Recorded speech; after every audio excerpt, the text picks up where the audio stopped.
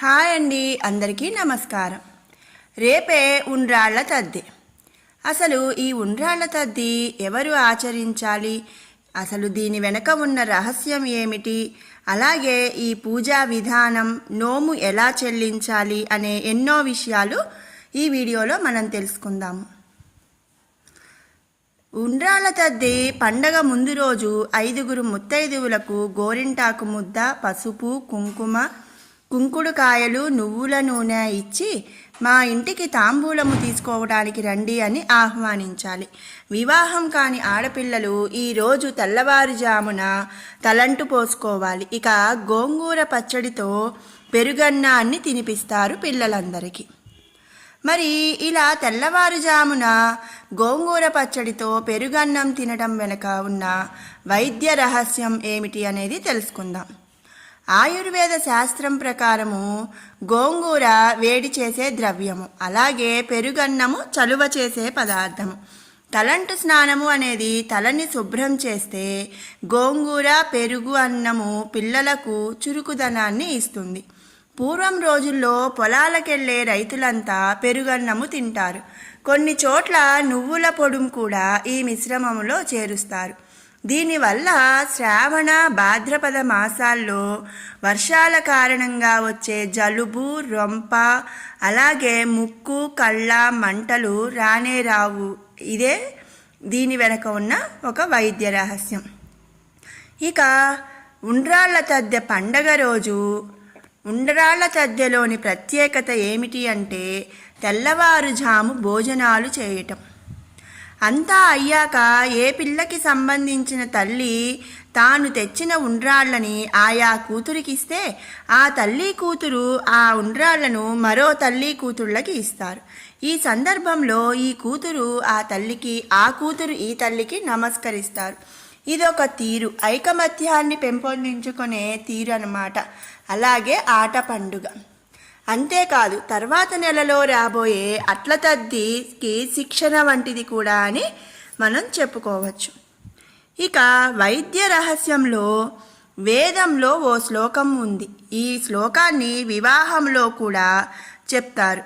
అది ఏమిటి అంటే సోమః ప్రథమో వివిధే గంధర్వో వివిధ ఉత్తరః తృతీయో అగ్నిస్తే పతిః తురీయస్తే మనుష్యజః. పూజ తర్వాత చేతిలో అక్షింతలనుంచుకొని కథ చెప్పుకోవాలి. ఈ వ్రత కథ ఏమిటి అంటే పూర్వం ఓ వేశ్య తన సౌందర్యంతో ఆ దేశపు రాజుగారిని వశపరుచుకుంది. ఒక ఉండ్రాళ్ల తద్దెనాడు రాజుగారు ఆమెను నోము నోచుకోమని కోరారు. ఆమె అహంకారముతో దైవనింద చేసేసి నోచుకోలేదు. ఫలితంగా దొంగలు ఆమె సంపదనంతా దోచుకెళ్లారు. మహావ్యాధి భారాన పడ్డది. తరువాత రాజు పురోహితుడి సలహాతో ఉండ్రాళ్ల తద్దె నోము నోచుకొని తన సంపదని తిరిగి పొంది ఆరోగ్యస్తురాలై శేష జీవితాన్ని ఆధ్యాత్మికంగా గడిపి మరణానంతరం గౌరీలోకానికి వెళ్ళింది. ఒక గర్విష్ఠికే ఈ నోము వలన ఇంతటి సద్గతి లభించింది కదా. మరి సత్ప్రవర్తనతో ఉండి నోచిన వారికి ఇంకా ఎంత ఉన్నతమైన ఫలితం ఉంటుందో ఊహించుకొని సన్మార్గంలో నడవండి అనేదే ఈ కథలోని నీతి. మరి ఈ పూజా విధానం ఎలా అనేది మనం తెలుసుకుందాం. ముందుగా గౌరీ పూజ. వివాహము అయిన సంవత్సరము వచ్చు ఉండ్రాళ్ల తద్దె రోజున ఈ ఉండ్రాళ్ల తద్ది నోము పట్టుకుంటారు. ముందు రోజు గోరింటాకు పెట్టుకోవాలి. ఉదయమే 4 గంటలకు లేచి గోంగూర పచ్చడితో భోజనము చేయవలెను. తెల్లవారినాక స్నానము చేసి 3 ఇళ్లలో ఉయ్యాల ఊగవలెను. గౌరీ పూజ చేసి వాయనము ఇచ్చుకొనవలెను. గౌరీ పూజ అయినాక ఉండ్రాళ్ల తద్దె కథ చదవాలి. అక్షింతలు చేతిలో పట్టుకొని కథ పూర్తి అయినాక అక్షింతలు తలపై చల్లుకోవాలి. నోము పట్టినట్టు టెంకాయ కొట్టి పొంగలి నైవేద్యము పెట్టవలెను. ఒక పళ్ళెములో 5 పూర్ణములు లేక 5 ఉండ్రాళ్ళు, పండు, తాంబూలము, 5 పోగుల తోరము, దక్షిణ ఇలా 2 ప్లేట్లలో సర్దాలి.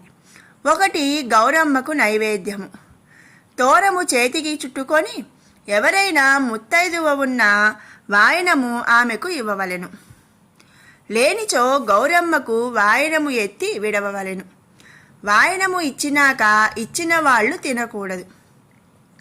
వాయనము ఇచ్చినాక తోరము చేతికి చుట్టి నమస్కారము చేసి అక్షంతలు వేయించుకోవలెను. ఇక నోము చెల్లించుకొనుట ఎలా అనేది తెలుసుకుందాం. 5 ముత్తైదువులను పిలవవలెను. వారు ఆ రోజు తలస్నానము చేసి భోజనమునకు రావలెను. భోజనము 6 ప్లేట్లలో సర్దవలెను. 5 పూర్ణములు లేక 3 పూర్ణములు, 2 గారెలు పెట్టవచ్చును. 5 పోగుల తోరము, 1 వాయనము గౌరీదేవికి, పొంగలి, టెంకాయ నైవేద్యము. ఇక గౌరీ పూజ చేసి కథ చదువుకొని అక్షంతలు మొత్తము గౌరీదేవి పైన చల్లాలి. పూజ అయినాక నైవేద్యము గౌరీదేవి వద్ద పెట్టిన ప్లేటులోని తోరము చేతికి కట్టుకొని 5 భోజనము వడ్డించినాక ఒక్కొక్కరికి 1 వాయనము ఇవ్వవలెను. వాయనము ఇచ్చినప్పుడు ఇచ్చువారు తీసుకొనివారు ఇస్తినమ్మా వాయనము, పుచ్చుకొంటినమ్మా వాయనము, ఇస్తినమ్మా వాయనము, పుచ్చుకొంటి వాయనము అని ముమ్మాటికి ఇస్తి వాయనము, ముమ్మాటికి పుచ్చుకొంటి వాయనము. వాయనము తీసుకున్నది ఎవరు? నేనే, పార్వతీని. ఇలా 5 ఇవ్వవలెను. అందరికీ తోరణములు చేతికి చుట్టవలెను. ముడి వేయకూడదు. నోము చెల్లించుకునే ముత్తైదువు నెయ్యి వడ్డించినాక భోజనము చేయుదురు. 5 పోగులకు పసుపు రాసి 3 చోట్ల పూలు ముడివేసి 2 చోట్ల ఉత్త ముడి వేయవచ్చును. ఈ నోము పెట్టుకొనుట పుట్టింటిలో కానీ అత్తగారింటిలో కానీ పెట్టుకొనవచ్చును. విన్నారు కదండి, ఉండ్రాళ్ల తద్ది ఎలా చేసుకోవాలి, ఎప్పుడు చేయాలి, అలాగే దీని వెనుక ఉన్న వైద్య రహస్యం, పూజా విధానం, అలాగే ఉద్యాపన అన్నీ కూడా విన్నారు కదా. మీకు ఈ వీడియో నచ్చినట్టయితే లైక్ చేయండి, షేర్ చేయండి. అలాగే ఇలాంటి మరిన్ని అప్డేట్స్ కోసం మన ఛానల్ని సబ్స్క్రైబ్ చేసుకోండి. Thanks for watching.